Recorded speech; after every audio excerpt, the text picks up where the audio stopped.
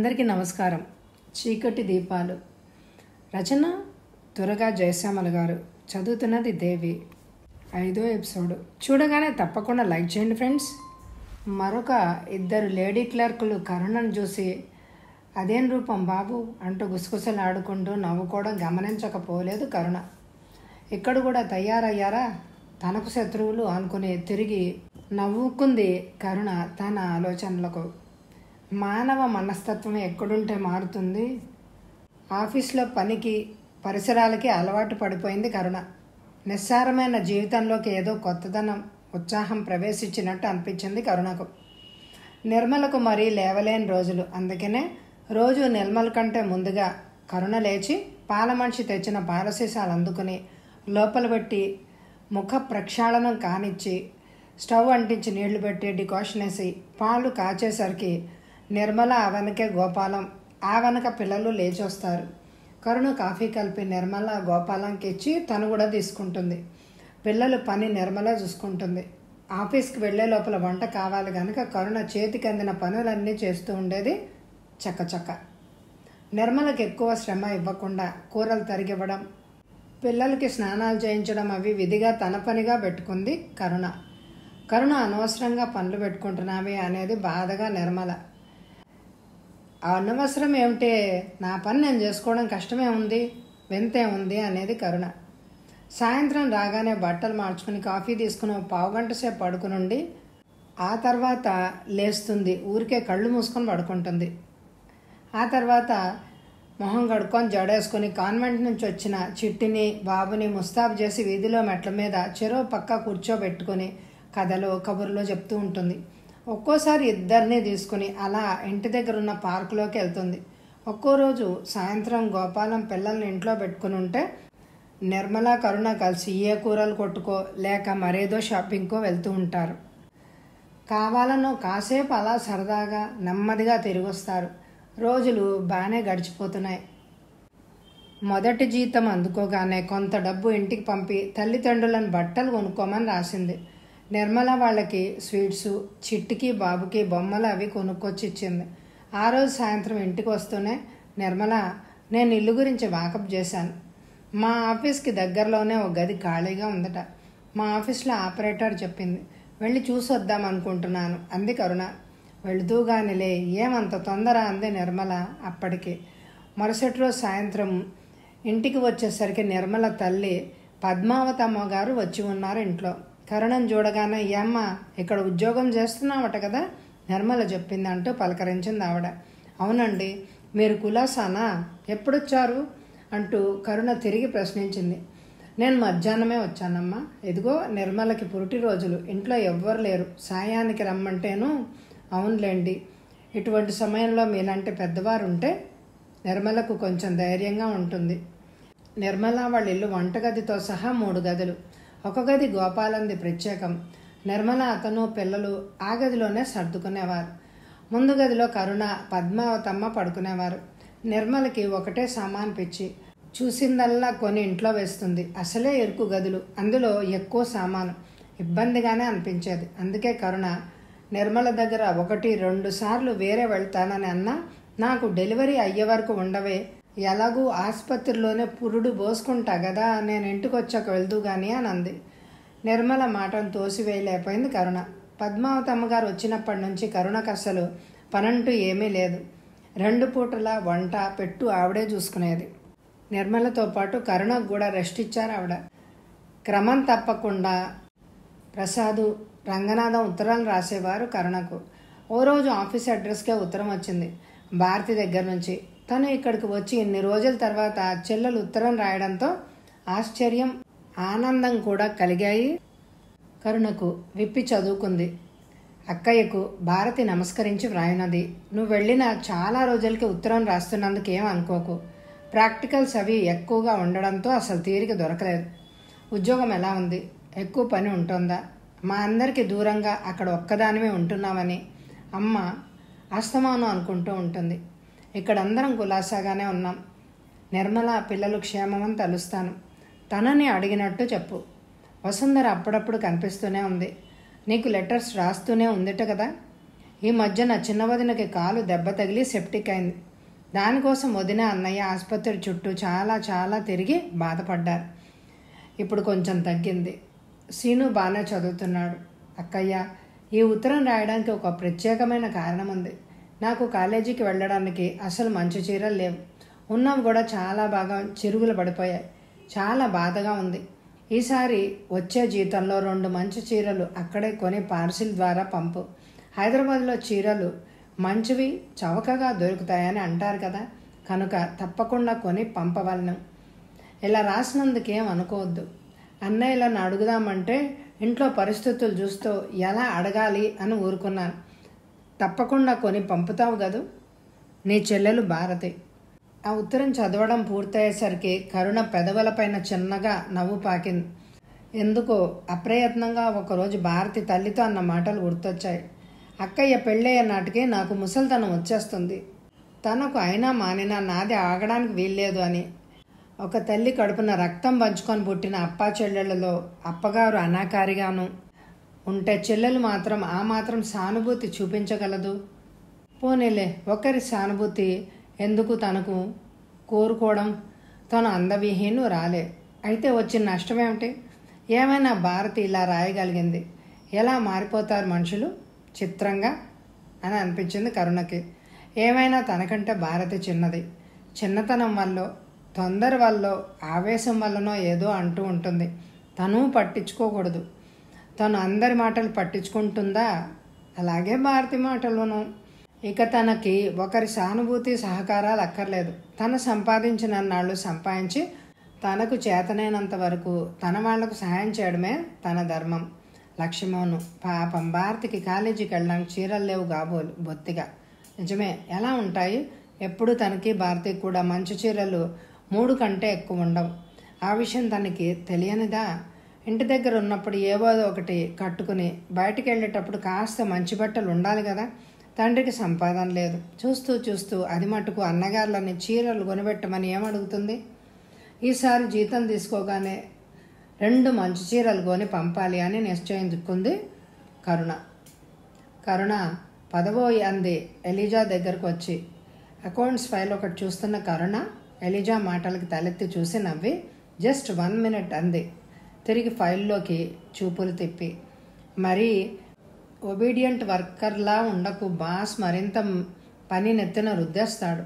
ఈ కంపెనీలో మనం బోల్డన్ని రోజులు చేయాల్సిన పని ఉంది, లేలే అంటూ కొన్ని ఫైళ్లు తనే సర్దేసింది ఎలిజా. ఎలిజా పంక్చువాలిటీని బాగా మెయింటైన్ చేస్తుంది. 10కి 1 నిమిషం లేటుగా రాదు. సాయంత్రం 5 గంటల తర్వాత 1 నిమిషం ఉండదు ఆఫీస్లో. ఒక లంచ్ టైంలో 1 అరగంట విశ్రాంతి తప్ప మిగతా సమయం అంతా చాలా కష్టపడి పనిచేస్తుంది. బాస్ తనకిచ్చిన పనిని మరో రోజుకి పెండింగ్లో పెట్టకుండా వస్తుంది. ఒక్కో రోజు పని ఎక్కువైనా లంచ్ అవర్లో కూడా చేస్తుంది బద్దకెచ్చకుండా. ఎలిజా పాలసీ కరుణకి నచ్చుతుంది. ఎలిజా పనిలో కానీ నడవడికలో కానీ ఎత్తి చూపడానికి ఒక్క లోపం కూడా కనిపించదు. ఆఫీస్లో కాలు పెట్టినప్పటి నుంచి ఎలిజాకు కరుణకు బాగా స్నేహం కలిసింది. కరుణ ఫైళ్ళన్నీ టేబుల్ సరుగులో పడేసి తాళం వేసింది. తాళం చెవులు బ్యాగ్లో పడేసుకొని బాత్రూమ్ వైపు నడిచింది. వెళ్ళిపోతున్నారా? నేను కూడా వస్తాను, ఉండండోయ్ అంది తన టేబుల్ దగ్గర ఏవో కాగితాలు చూసుకుంటున్నా శాంతామణి. ఇప్పటికే 5 minutes లేట్, ఇంకా లేట్ అయితే వెయిట్ చేయను అంది ఎలిజా. నువ్వు అసలు ఇండియాలో పుట్టవలసిన దానివి కాదే, ఏ లండన్లోనో అమెరికాలో ఉండవలసిన దానివి అంది శాంతామణి నవ్వుతూ. ఏ దేశంలో ఉన్న టైం ప్రకారం నడవడమే నా ఆశయం అంది తిరిగి ఎలిజా. ఇంతలో కరుణ వచ్చింది. శాంతమణి కాగితాలన్నీ సర్దేసి సీట్లోంచి లేవపోయింది. సరిగ్గా అంతలోనే టెలిఫోన్ మోగింది. శాంతమణి చిరాగ్గా మొహం చిట్లించి రిసీవ్ చేసుకుంది. బాస్ మాట్లాడుతున్నాడని గ్రహించి Eliza yes sir yes sir అంటూనే ఎలిజా కేసు తిరిగి, ఎలిజా మీరు వెళ్ళిపోండి, బాంబే ట్రింకాల్ చెయ్యాలట అంది శాంతమణి. సరే అయితే మేము పోతాం, రాబోయే కరుణ అంటూ ఇద్దరు బయటికి నడిచారు. ఆఫీస్కు ఫర్లాంగ్ దూరంలో ఉంది బస్ స్టాప్. నెమ్మదిగా అటు నడక సాగించారు. శాంతామణి మ్యారేజ్ సెటిల్ అయింది. మీకు తెలుసా? హఠాత్తుగా అడిగింది ఎలిజా. తను చెప్పలేదు అంది కరుణ. అతను కూడా ఈ ఊర్లోనే వర్క్ చేస్తున్నట్ట అని. నీ మ్యారేజ్ ఎప్పుడు అని అడిగింది ఎలిజా నవ్వుతూ. అయినప్పుడు అంది కరుణ కూడా నవ్వుతూ. కరుణ జవాబుకి పెద్దగా నవ్వింది ఎలీజా. బాగుంది నీ సమాధానం. అయినప్పుడు అవుతుందని నాకు తెలుసు. ప్రపోజల్స్ ఏమన్నా ఉన్నాయా? విచిత్రంగా తలదిప్పింది కరుణ. అదే ఇప్పుడప్పుడే చేసుకోవా? నేను చేసుకుందామన్నా నన్ను చేసుకునేవారు ఎవరుంటారు అంది నవ్వుతూ. ఎందుకుండరు? నీకేమైంది? ఏం కాలేదు. నేను చాలా నల్లగా ఉంటాను అనాకారిని. కరుణ కళ్ళల్లో కించిత్ బాధ తొంగి చూసింది. అలా చెప్తున్నప్పుడు ఆశ్చర్యంగా చూసింది ఎలీజా. అప్పుడే ఏదో కొత్త విషయం తెలుసుకున్నట్టు కరుణ వంక పరిశీలనగా చూసింది ఒకసారి. ఎలీజా చూపులను గమనించి కరుణ, ఏంటలా చూస్తున్నావు అంది నవ్వుతూ.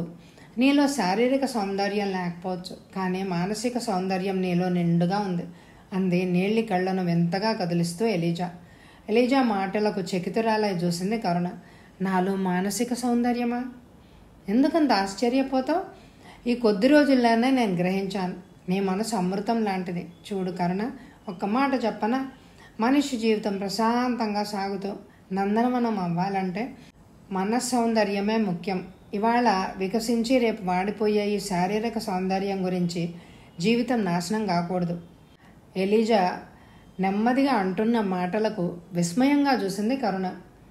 ఎలీజా నీలి కళ్ళల్లో ఏదో బాధ చిత్రాతి చిత్రంగా మెదులుతోంది. కాంతులు వెదజల్లుతుండే శరీర వర్ణంతో నీలి కళ్ళతో అద్భుతంగా ఆకర్షించే ఎలీజా అంటున్న మాటలేనా అన్నట్లు చూసింది కరుణ. కరుణ చూపుల్ని గ్రహించిన ఎలీజా అంది, డోంట్ థింక్ అదర్వైజ్ కరుణ. నువ్వు నల్లగా ఉంటానని, అందంగా లేవని ఎందుకు ఫీల్ అవుతావో నాకు అర్థం కాదు. నేనే చూడు, నేను చాలా అందంగా ఉంటానంటారు అందరూ, కానీ నా అందం చూసుకుంటే నాకే భయం వేస్తుంది ఓసారి. మరో 10 ఏళ్ళు గడిస్తే నా రూపం మారిపోతుంది, నా అందం తరిగిపోతుంది. అప్పుడు నా విలువేముంది? మనిషికి మనసు మంచిదైతే మమతతో నిండుకున్నదై ఉండాలి. అదే జీవితంలో అందాన్ని చిందిస్తుంది, జీవితాన్ని పండిస్తుంది. ఇద్దరూ బస్ స్టాప్కి చేరారు. ఆ స్టాప్లో ఇంకా చాలామంది నిలబడి ఉన్నారు. ఎలీజా, కరుణ అందరికీ దూరంగా నుంచునున్నారు. ఇంతలో అక్కడికే 2 యువకులు వచ్చారు. అన్నయ్య అంటూ పిలిచింది వారిలో ఒకరిని ఎలీజా. బాగా ఎత్తు లావుగా ఉండి అందంలోనూ ఆరోగ్యంలోనూ ఉన్న తను ఎలీజా కేసి చెయ్యి ఊపుతూ నవ్వుతూ వచ్చాడు.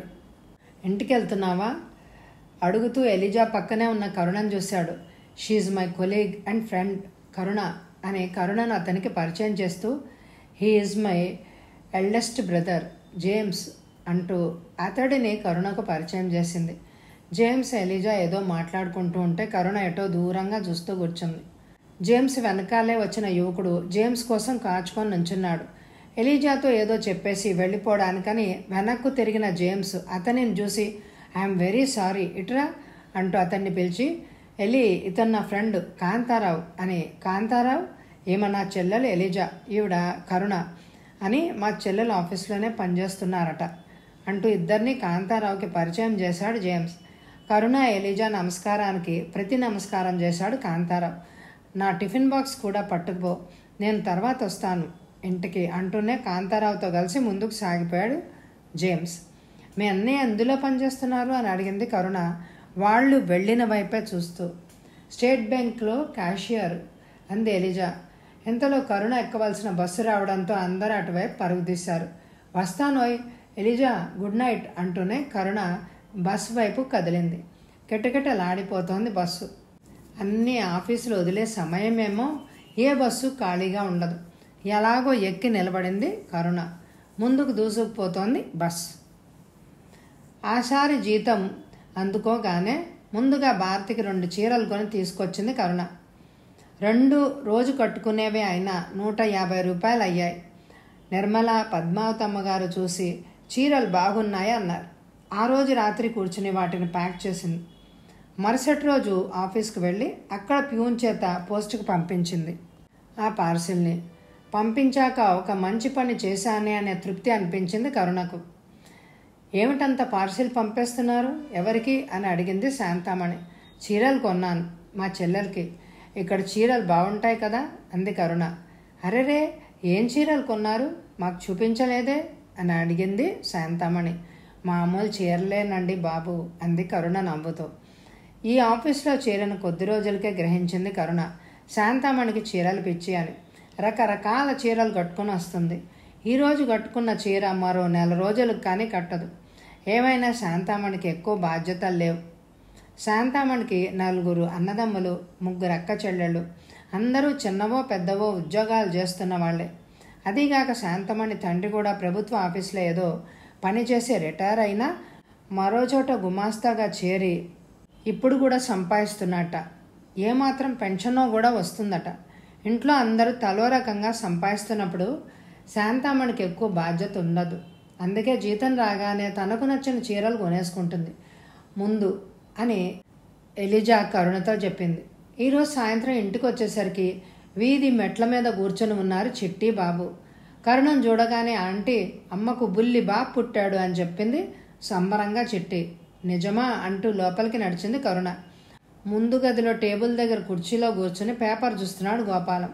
నిర్మలకు డెలివరీ అయిందా అని అడిగింది చెప్పులు విడుస్తూ. కరుణ ప్రశ్న విని గోపాలం పేపర్ మడిచి టేబుల్ మీద పడేస్తూ అవును, మెయిల్ చైల్డ్ అన్నాడు. ఎప్పుడు? మీరు ఆఫీస్కి వెళ్ళిన వెంటనే. నేను వెళ్ళాను. అప్పుడు మామూలుగానే ఉంది. 1 గంట సమయంలో నిర్మల ఈ పక్కింటి వాళ్ళ ఇంట్లోంచి ఫోన్ చేసింది నాకు. తను ఆసుపత్రికి వెళ్తున్నట్లుగా, నన్ను కూడా రమ్మనమని. ఆఫీస్ నుంచి అటే వెళ్ళాను ఆసుపత్రికి. 3 గంటల ప్రాంతంలో డెలివరీ ఈజీగానే అయిందనుకోండి.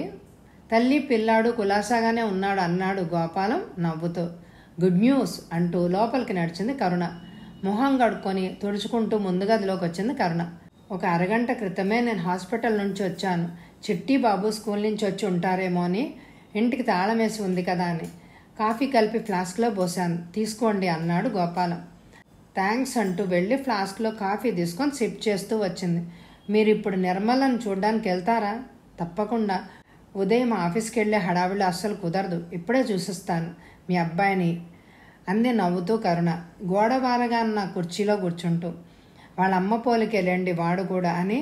మీరు వెళ్తే చిట్టిని బాబుని కూడా తీసుకెళ్ళండి, తమ్ముడు పుట్టాడురా అని చెప్పినప్పటి నుంచి చంపుకు తినేస్తున్నారు, వెళ్ళి చూస్తామంటూ చెప్పాడు గోపాలం. అలాగే 1 పావుగంటలో వెళ్తానంది కరుణ. నిర్మల వాళ్ళ అమ్మగారు కూడా అక్కడే ఉన్నారు. రాత్రికి అక్కడ ఎవరు ఉండనవసరం లేదులేండి, ఆవిడ కూడా వచ్చేస్తారు అన్నాడు తిరిగి గోపాలం. మరో పావుగంటకి చిట్టిని బాబుని రెడీ చేసి తను రెడీ అయింది కరుణ.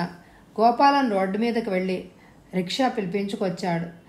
ఈ మాయా ప్రపంచానికి మరో ప్రాణిని పరిచయం చేసి నీరసంగా నిస్సత్తుగా పడుకునుందే నిర్మల బెడ్ పైన. కరుణను చూడగానే చిన్నగా నవ్వింది. ఆ తర్వాత ఏమవుతుందో మరి వచ్చే ఎపిసోడ్లో విందామా? ఈ ఎపిసోడ్కి ఎక్కువ లైక్లు ఇవ్వండి. Thank you very much my dear friends.